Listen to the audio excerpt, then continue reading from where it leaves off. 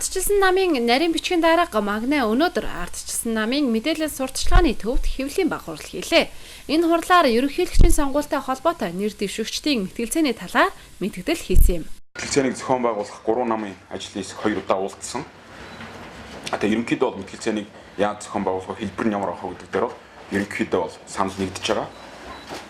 Гагцхүү одоо аль телевизээр явуулах вэ гэдэг дээр л жоохон одоо төдийлөн одоо их жижиг асуудалтай энэ үйл явдал байгаа.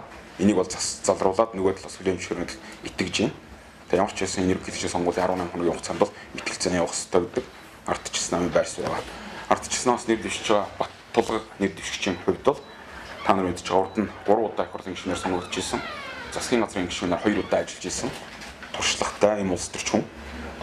Тэгэхээр бол мэтгэлцээнээс одоо айж чинь гэсэн ойлголт бол байхгүй.